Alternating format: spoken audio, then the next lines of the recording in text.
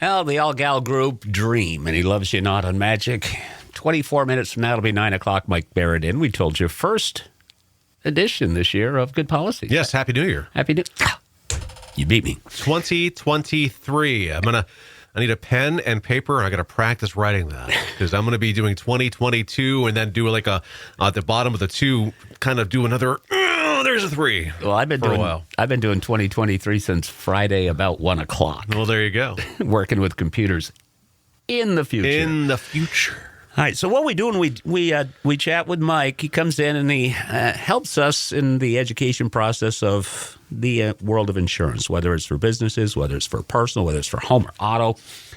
Mike, I think as we start this year off, I think it's good to do like an Insurance 101, and I think that the first edition should be do's and don'ts. You mind if I lead into this? Go for it. I like that idea. Okay, first thing I remember from our chats for the couple of years you've been coming in here, the number one don't in the event of a motor vehicle accident, never admit that it's your fault. Hey-o. All right. There's a check mark. Okay. Or a star. I'll give you a star. Okay, I'll take a star. I'll take a shiny blue one. Yep.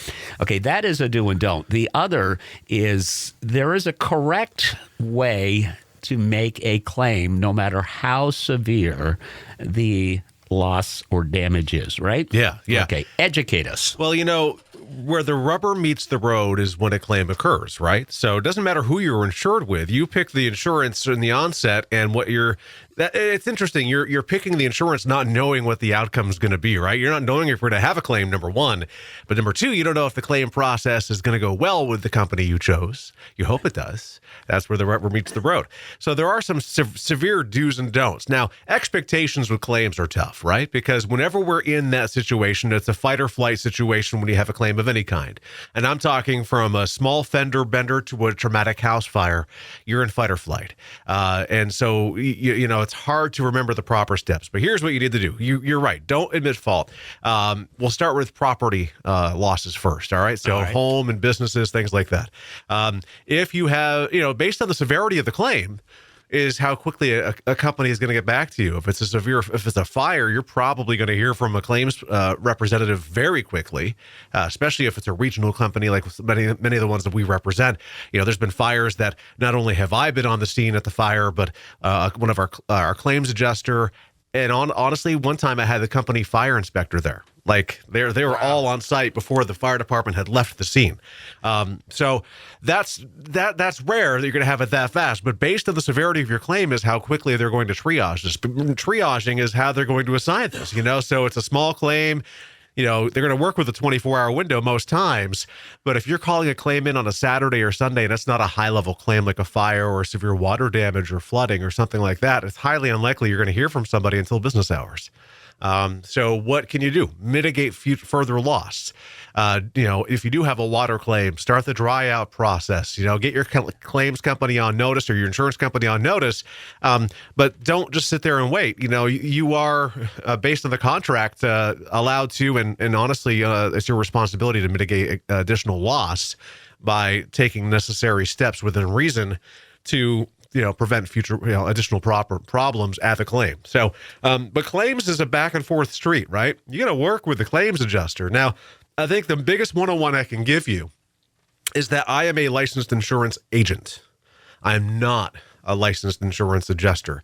You have to hold a separate license in each state, to do adjusting. So you have to be a licensed insurance adjuster, which means that is your job. So my job is to guide you into the right policy for your needs, hopefully do my best job to assess your exposures and cover them, whereas an adjuster is the one who's going to get assigned when you do ultimately, hopefully not, but ultimately have a loss. Right. So I'll just share real quickly here an experience I had within the past decade, okay, with an insurance adjuster. Mm-hmm. Okay. People they have to work to afford insurance to start with, right? They have a busy schedule. If they have kids, they have an even busier schedule, so on and so on and so on, right? Right. So out here in the parking lot, somebody backed into my car. Yep. Wasn't me. And it wasn't even very major damage, okay? The car had some miles on it. It had some years on it. Wasn't a very valuable car, but I filed a claim. The person who hit my vehicle let me know that it had happened. My insurance company sent an adjuster Usually one would think that you and the adjuster would get together. Right. Never saw them. Nope. They came, they looked at my car, they totaled it, and they said, here's what you got. Yeah. Does that happen very often? More than I want it to. I'll tell you that right now. To me, it's a dialogue. It should always be a dialogue. And I will tell you, for something simple like that, that's the higher probability of something, or even in a situation where it's a claim that's being denied. With today's technology, sometimes it's a simple email just going out saying, here's the deal. And I'm not a big fan of that. I'm a people person. We should be talking about it. Giving bad news is never fun, but you should be able to tell somebody face to face or over the phone, here is what we have determined.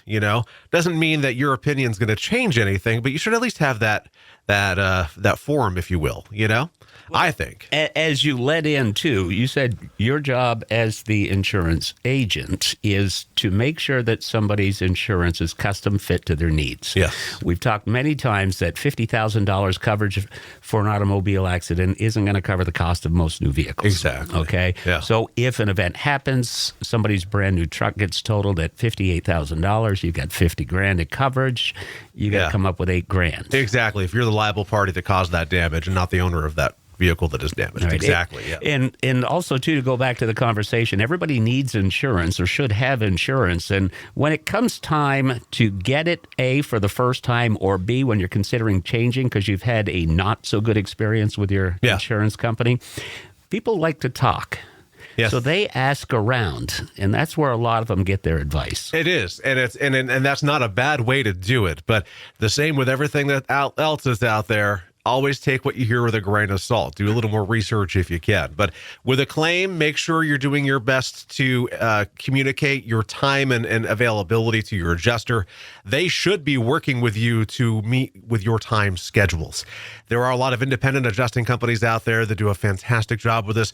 Certainly the company's own adjusters do a fantastic job. And that's the difference, right? Some companies are going to have their own specific employee who is an adjuster come to your property, where some companies may not have their own employee adjusters in the state, so they're using third-party independent adjusters. So there's going to be a variable there, but your claims expectations should always be level. Always use me or your agent as kind of a barometer check, because even though we're licensed agents and not licensed adjusters, we know the process, and we can help bridge the gap of communication many times. I do that all the time.